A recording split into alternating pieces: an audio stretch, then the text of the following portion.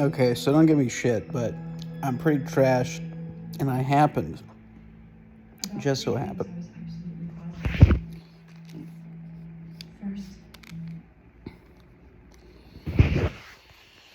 and I just so happened to come across the Twilight film on cable, DirecTV. I'm at home with my parents. It's the holidays. Don't judge me, okay? Like I said, I'm trashed. But I had this epiphany. So I read this book a while ago. Didn't finish. I read about half of it, but it was called The Dragon's Legacy. And it interested me because it's a very eccentric story of this guy. I forget the name of the family, claimed to be of this European family, which I think that part was legitimate, it being a European nobility family, one of the obscure, once royal as recently as 100 or 200 years ago, but now it's kind of fallen out of grace with society, kind of a story. And what's interesting about that book and that story is that guy, the author, claimed that there was this connection between whatever vampires were and whatever and whatever elves are, and whatever the faeries are, and whatever the dragon lords or dragon kings are. Which on the surface might sound fantastic, but the more I think about it, I think there's something to this, because it only makes sense to me, or I shouldn't say only, but, well, let me just say this. There's an old Celtic fairy tale, several in fact. Most people don't know this, but the origin of the vampire myth from a historical or literary perspective even goes back to, of course, at some point, Vlad the Impaler, who was the Romanian king who killed a lot of people, put their heads on spikes. But there's also a lot of Irish connections, not just because of Bram Stoker's Dracula either, but because of a very, very old set of tales, one in particular that I'm thinking of, describing this very early version of a vampire, which, weirdly and coincidentally enough, was depicted as a dwarvish vampire. Which is significant because, I mean, even just in Twilight, which obviously is a modern romance, fantasy fiction, chick flick type shit. But I realized, because it was in that scene where they show Edward or whatever the fuck with the diamond skin. He moves really fast. Let me put it to you this way. If you put vampires and elves and even dwarves and gnomes and all those kind of fairy tale creatures next to each other, the only thing discerning one camp from the other, as far as I can tell, as far as modern imagination, is that one camp is supposed to be blood drinkers and the other isn't.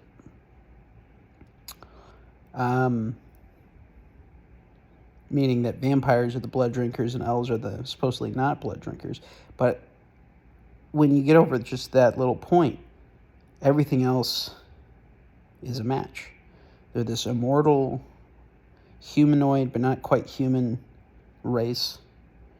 And if they're not immortal, they at least live really, really long lifespans. They're very, very fast. Elves and fairies have the ability to flit or teleport or fly or move at breakneck speeds,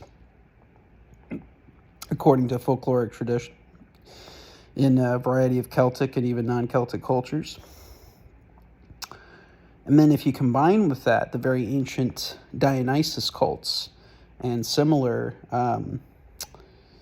female-oriented, goddess-oriented, worshipping blood-drinking cults, they would drink. This is a very, very ancient rite, stretching back into the ancient world and paganism in general, where they would actually drink. Of course, there's the whole sacrificing people, drinking their blood and things like that for certain power or whatever. But there's also the practice of simply drinking. I know this is pretty gross, but like female period blood, essentially, from what would have been treated as a certain kind of seer class of female in the ancient world.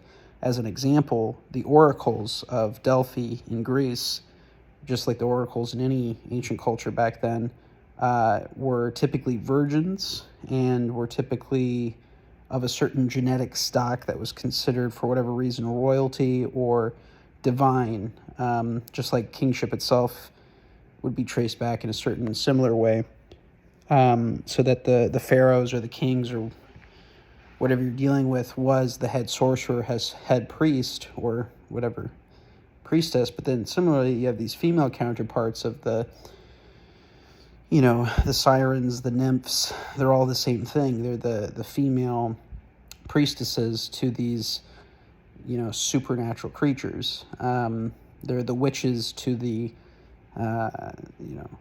fallen supernatural or demonic beings, or the children of such beings. So they have that ancestral blood of the fairy blood, that elvish blood. And that's kind of the thesis of what I'm getting at, where I'm starting to think that this book that I'm remembering the name of the title now, The Dragon Legacy by DeVere, I think, or something like that. But The Dragon Legacy, I think, is onto something with that idea.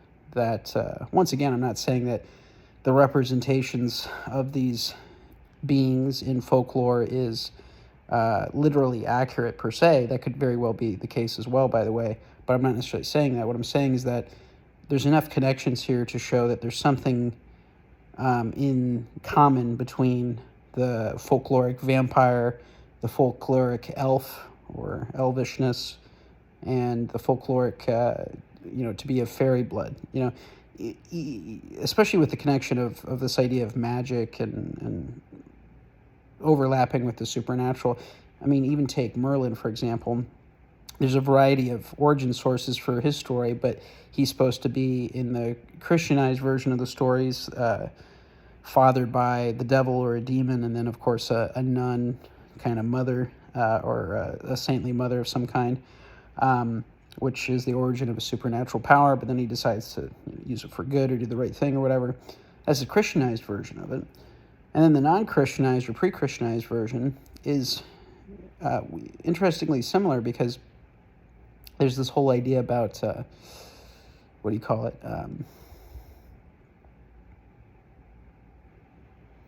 him being of fairy or elvish descent, essentially, which, of course, in pagan cultures would have been honored, and then from a Christian perspective would have been dishonored. But the more I think about it, either there's a variety of supernatural creatures that we're entailing with, or whatever is the supernatural element imposes common traits, but at the same time a variance of traits.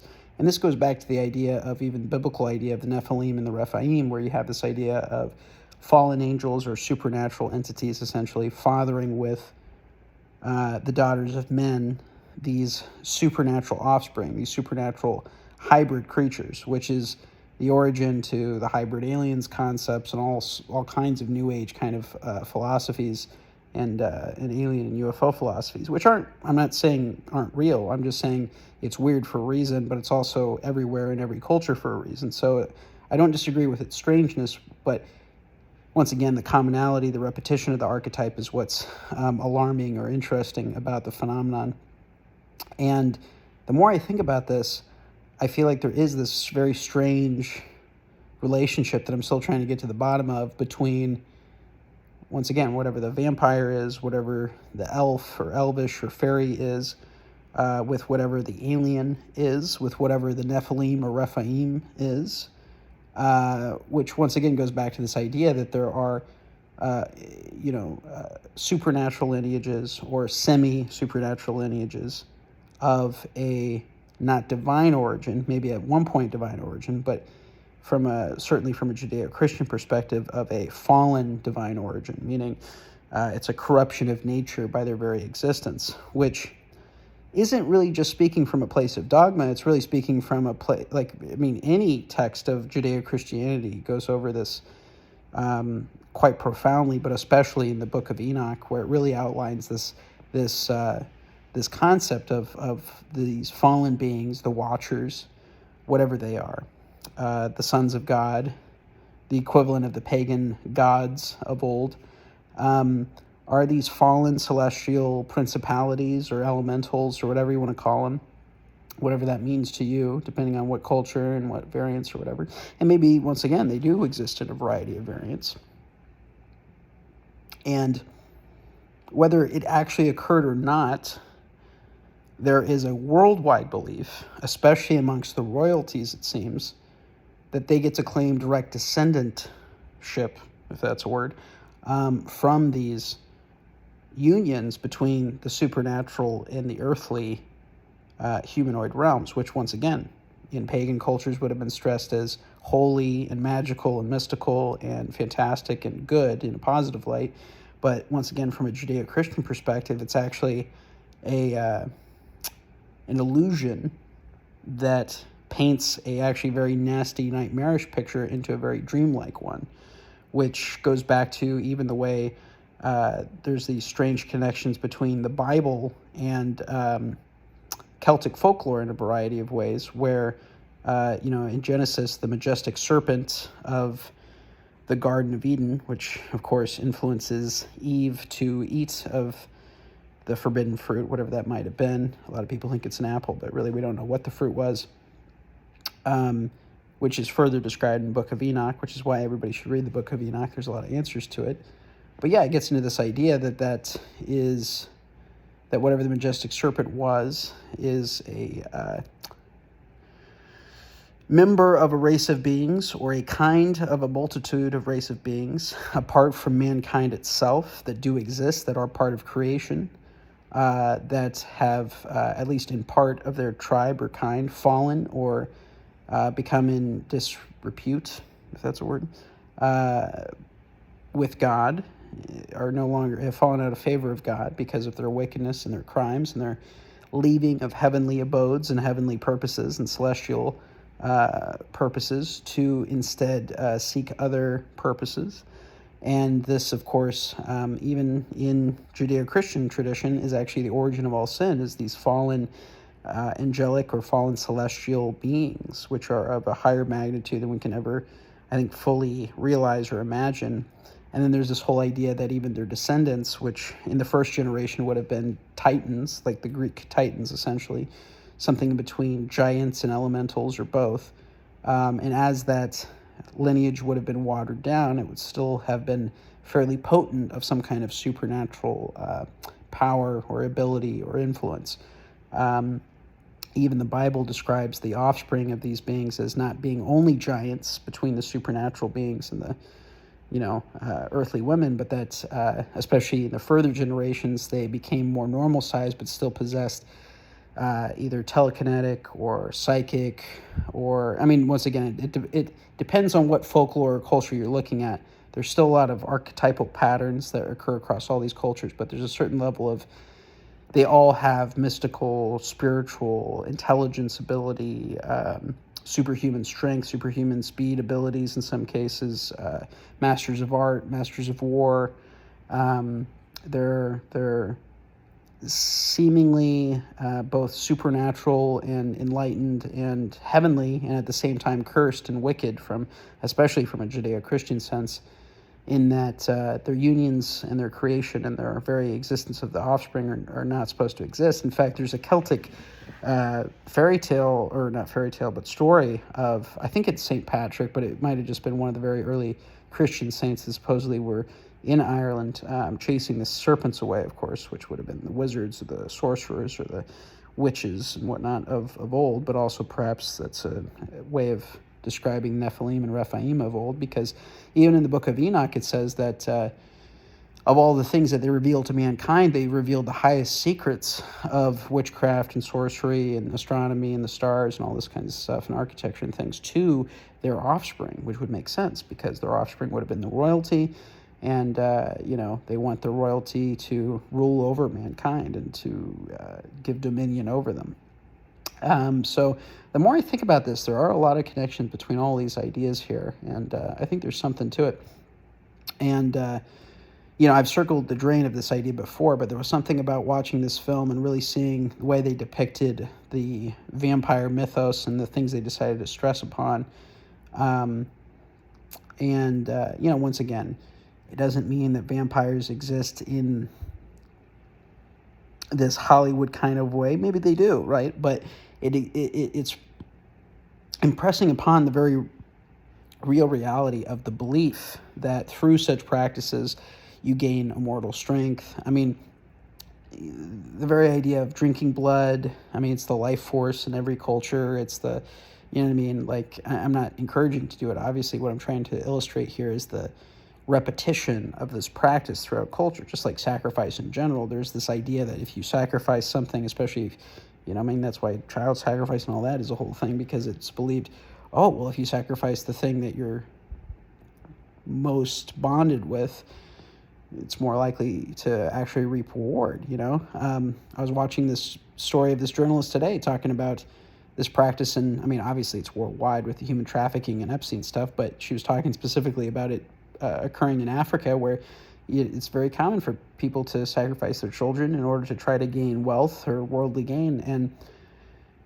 certainly that would extend, I think, to certain practices of people drinking the blood and doing all the kind of adrenochrome supposed stuff that goes on in Hollywood and politics and everywhere else. But once again, this is a universal of, not that everybody does this, but that it's a universal of corrupt psychopathy throughout human history, which is typically at the precipice of power, tends to participate in all kinds of debaucheries, but up to and including the debaucheries that I'm describing of drinking blood, human sacrifice, child sacrifice, which of course is the darkest of all imaginable sins in my view anyway. Perhaps only even remotely equatable with sorcery or demonology, or not demonology, but working with demons in general. So I don't know, it's a very interesting idea. I think there is something to this idea that there's a connection once again between whatever the Nephilim, Rephaim, and their descended lineages are, and then this idea of vampires, this idea of elves, this idea of faeries. Once again, maybe there's more of a multipolar answer than just that, but I think there is some connection with all of that, and even the UFO phenomenon. I really do see a lot of connections with that. And then, if you really think about it further, too, it's very weird that, I don't know, it's very weird that these connections are there at all, and that royalty is so obsessed with them. And then there's the whole cult of Dionysus, and originally it wasn't about drinking wine, it was about drinking blood, and once again, drink the blood of the virgins, all this stuff at the full moon. And I don't know, there's something about this that seems very archaic and eternal, but in a dark way. Like it's not eternal, but it goes back to a very ancient point in human history, and maybe even our genetic memory at some level of, something in the ancient past that sparked all of this. And maybe it was just like the Bible says, just whatever the Baal or Moloch worship was, this early ancient pagan influence to sacrifice and to drink blood and to participate in all this wickedness and evil for the sake of some sort of short-term or worldly gain, but of course at the cost of your eternal soul, which is the whole kind of, manifesto, if you will, of Judeo-Christianity, which even if I wasn't Christian, I would see the merit in it with studying as much things as I've studied. And even, once again, the Book of Enoch unlocks so much of this, because even the Book of Enoch refers to, and this blew my mind, because I read this about a week ago, or sorry, not a week ago, that was something else. Sorry, I read this last night when I was rereading the, Enoch 1, which I think is the Hebrew or Aramaic Book of Enoch, because there's 3 different books of Enoch, where it describes how these women who were the wives of these fallen angelic beings, such as, I won't name them here, but all these fallen angelic beings, that these women became the sirens. They became, well, in the Book of the Enoch, it specifically says they became the sirens, meaning they are the wicked women that drowned men at sea, but they also drowned them in rivers, according to Irish and Brythonic mythology, right? And what did Christopher Columbus see when he came to the New World? He saw UFOs, but he also saw mermaids, or i.e. sirens, who were nefarious for what?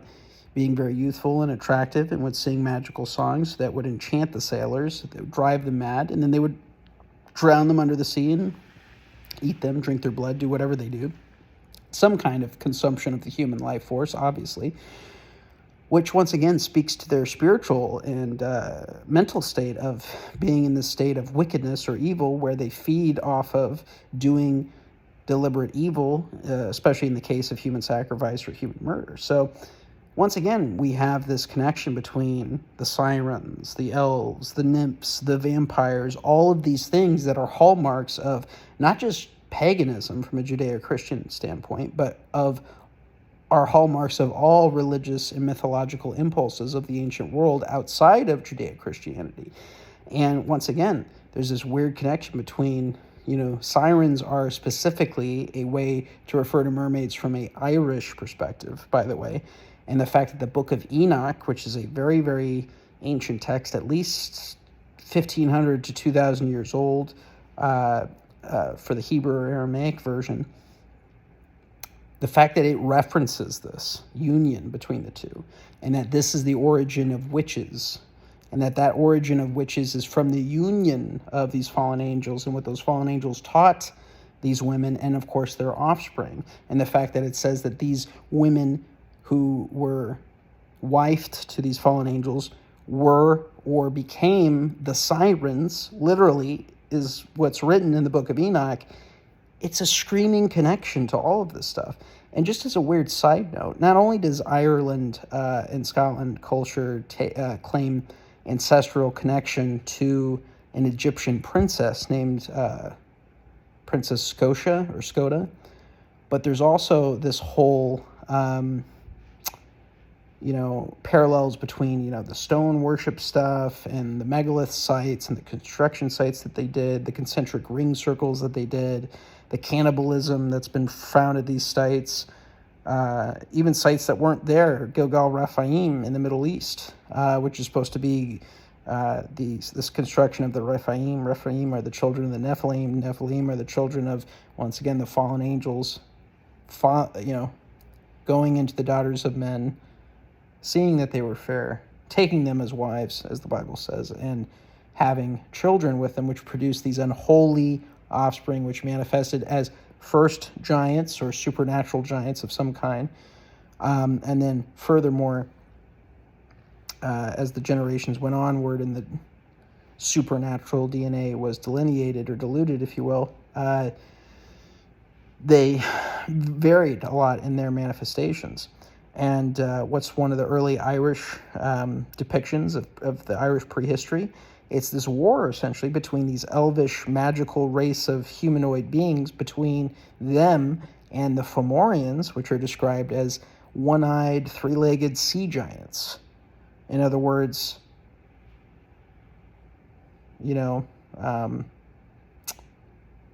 unnatural, mutated, divergent forms of life.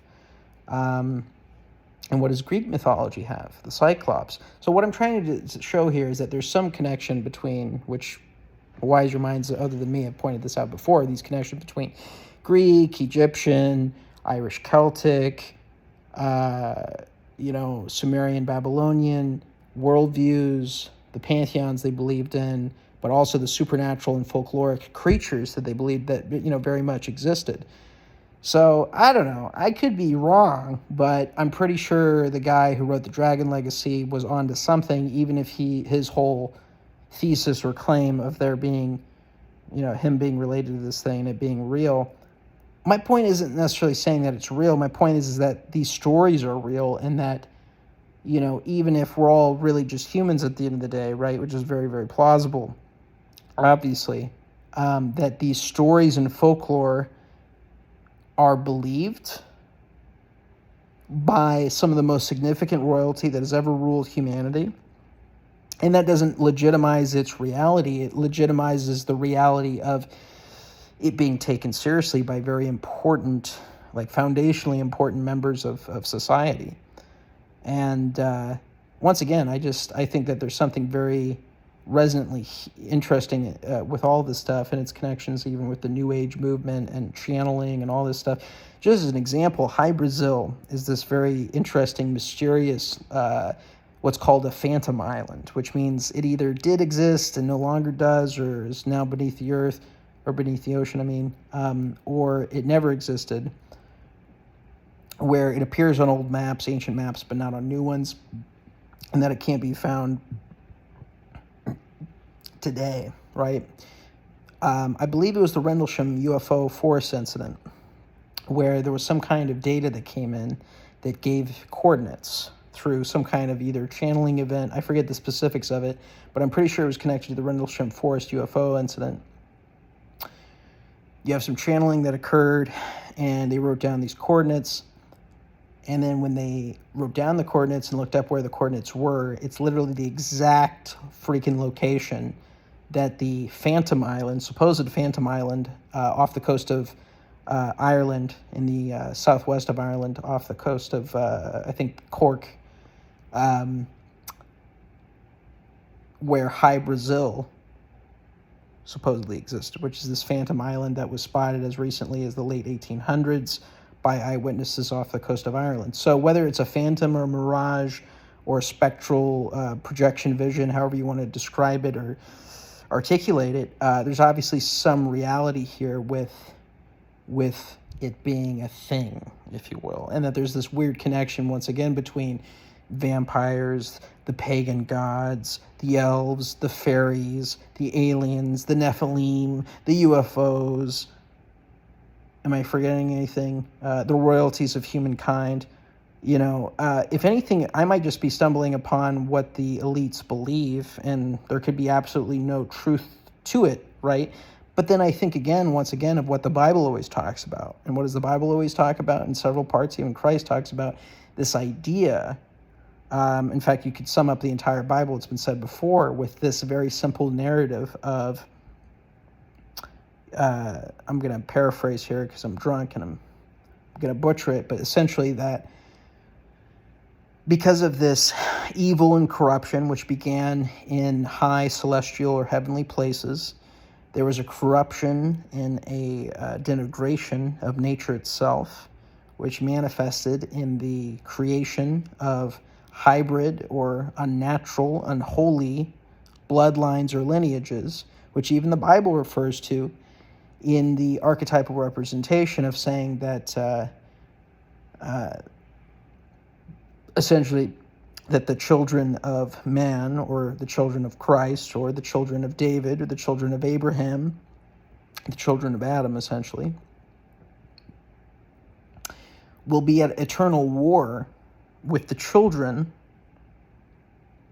of the seed of the serpent, which implies that if not through Eve or through Lilith or through some female at some point in time, there's this confirmation once again of a union between the supernatural angelic beings that were never meant to sire children in the same way that earthly peoples and beings do, humans, that they sired through their witch wives, their siren wives, their nymph wives, which makes sense, nympho, right?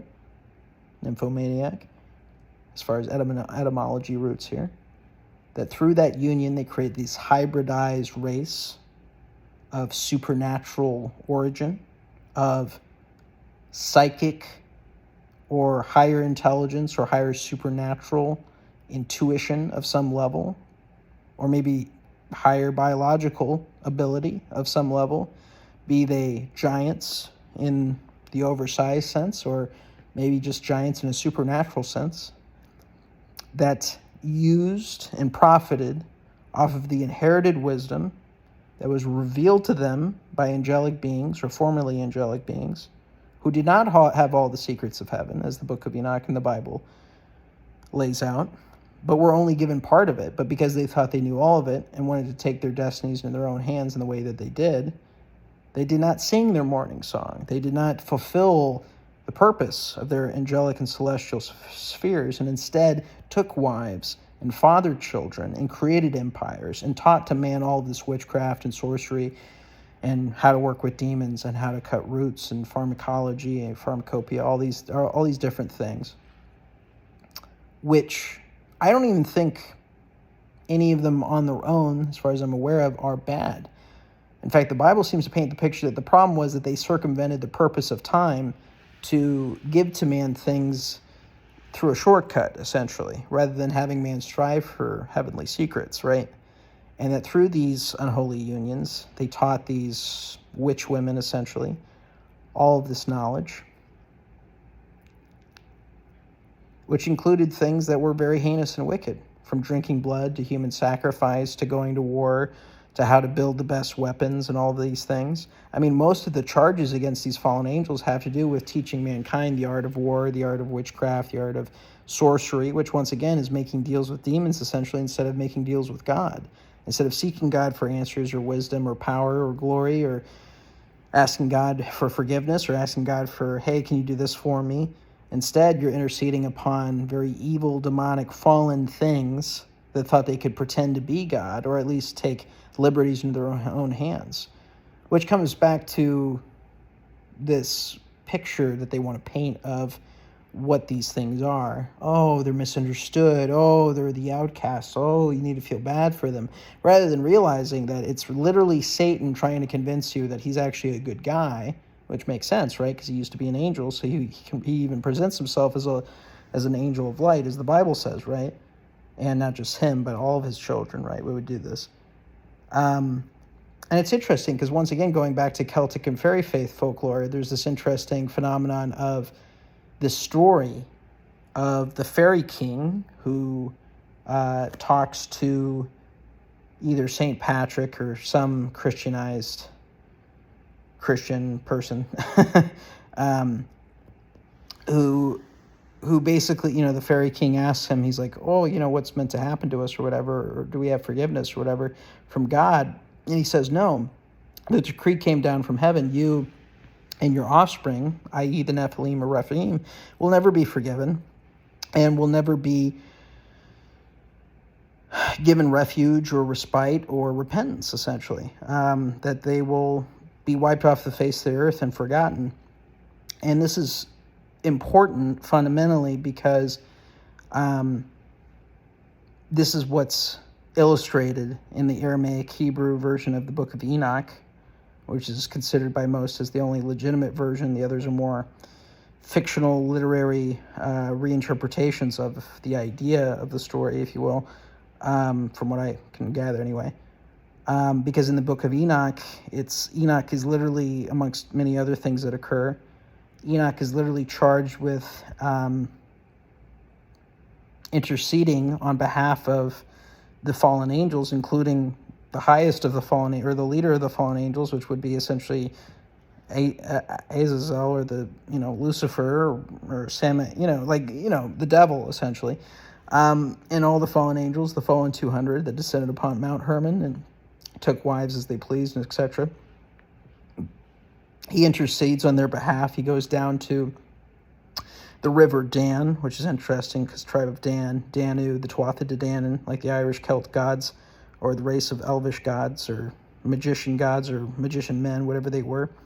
So there's an interesting connection there. So he goes to Mount Hermon, and he goes to the river Dan, which is connected to the tribe of Dan, the tribe of Seth, which would be the Scythians. So the Danans and the Scythians are the Celts and the Irish and the Germans and the Norse. It's all those kinds of people, right?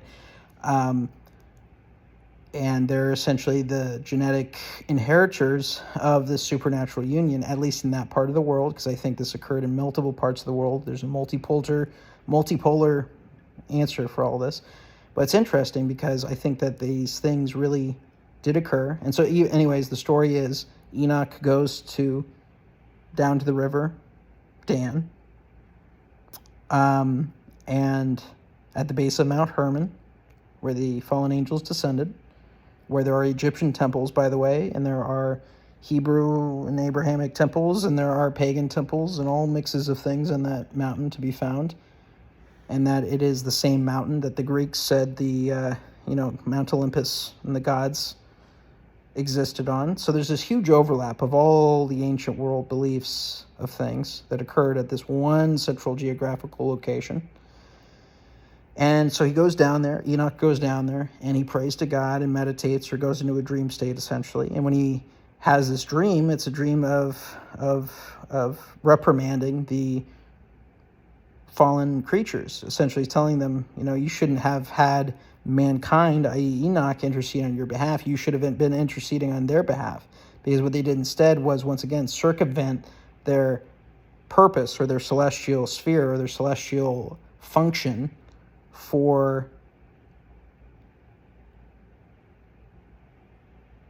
not just doing what they wanted, but doing the most wicked, heinous, evil things imaginable. And for that reason, they and their offspring, no matter how much they repent throughout the history of humanity, according to the judgment that came down through Enoch by God himself, they will never be forgiven. I mean, it's a very depressing sentence.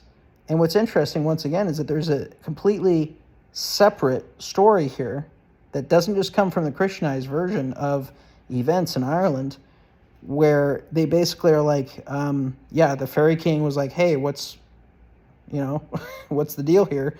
And the Judeo-Christian representative basically tells them, you're fucked. You and your line, your lineage, i.e. the Nephilim, the Rephaim, whatever they were exactly, some point along the lineage of the supernatural offspring, some point along the seed of the serpent, one of the lineages of the seed of the serpent. He says, no, you don't get it. You're fucked. God says you and your offspring you'll live 500 years or something like that, and then you'll die. You might have a long lifespan, but after you die, there's no everlasting life for you. There's no forgiveness. There's no life in the spirit world. You're fucked. You're doomed. You're damned. And once again, I go back to this idea of immortal creatures, a race apart from man that is at the same time related to man in this strange way, and has massively influenced the events of mankind's history and the beliefs of the royalty, and corrupted religion, spirituality, and the very functions of man on earth to such an extent. And I wouldn't believe it if it weren't for this whole eternal narrative throughout the Bible of, the seed of the daughters of, Noah or Seth or whatever, Adam, versus the line of Cain. And the Canaanites are responsible from, once again, a Judeo-Christian standpoint. They're responsible for all paganism, all corruption, all evil, all wickedness, all idolatry, all blood sacrifice, all blood drinking, all human sacrifice, all child sacrifice. Like, you can, no matter how heinous or evil or wicked the crime, they did it. And this goes back, once again, to this universal connection between the biblical parallels between the Bible and all of the ancient gods of the ancient world, no matter what culture or religion or country you were looking at. As an example, Enoch is very equatable with Thoth of the Egyptian pantheon. Thoth was the god of wisdom, magic, writing. He was the messenger between the gods, or God, and the people, right? So you just have a pagan perspective versus a monotheistic perspective. But the reason the monotheistic perspective is what I side with is because even the Jewish account of the King of Solomon, which is non-canonical, meaning outside of the Bible, interestingly enough, that is the island of Crete, and it takes place on Mount Olympus, and it talks about, there's at least, 30 names that coincide exactly. It's literally the exact same name found for the Greek pantheon or Greek Olympian or whatever, the Greek god, as is found in the Hebrew or Aramaic or Abrahamic description of the demons. Because King Solomon basically uses this magic ring that God gives him to summon these 72 magic demons. I'm not even saying that happened in a literal way. It's non-canonical, so who knows? But there's something there. And I'm trying to wrap this up because there's a lot of shit in this. But yeah, basically Enoch is equatable with Thoth of the Egyptian mythology. Nimrod is Osiris. His wife Semiramis is Isis.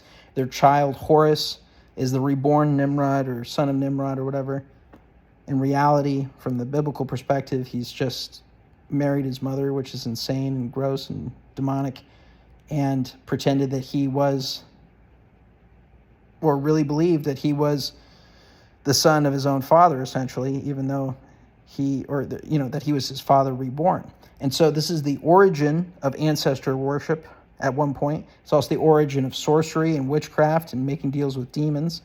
But then there's also the priest that oversaw this new pantheon of Nimrod and Semiramis, or, if you will, Osiris and Isis, which is overheaded by this evil sorcerer, who isn't the first necessarily, but is the first major archetype to be attributed to this world pagan system of a father, a mother, and a son archetype, but not in the Judeo-Christian sense, but in a very inverted, dark, demonic sense, a very antichrist kind of sense. Because evil has its own spirituality. It's just on its own timeline, its own corrupt bullshit belief system, right? And interestingly enough, that priest that oversaw Babylon, the priest of Babylon, was also called Enoch. But he is not the same Enoch of the book of Enoch of the Bible. The first Enoch is the good Enoch, who was favored by God, who lived 365 years according to the Bible and was taken up into heaven by God himself, who lived amongst the holy ones and even lived amongst the watchers as well, which is interesting, because even while he was on earth, he was apart from mankind for very large lifespans, which is very interesting. But that is a different Enoch from the Enoch priest of Babylon, who oversaw Nimrod and Semiramis and their unholy child and the origin point of all this paganism. Because Babylon and Sumer were the earlier versions of the religion that would trickle down to whatever Atlantis was, but also, of course, Egypt, and then, of course, later Greece. And the Enoch of this Babylonian, Greco-Roman, Egyptian, Sumerian, Atlantean cult religious system, because it wasn't worldwide in the sense that it was one government, but it was worldwide in the sense that it was one religious cult built on wickedness, blood sacrifice, cannibalism, sorcery, witchcraft, etc.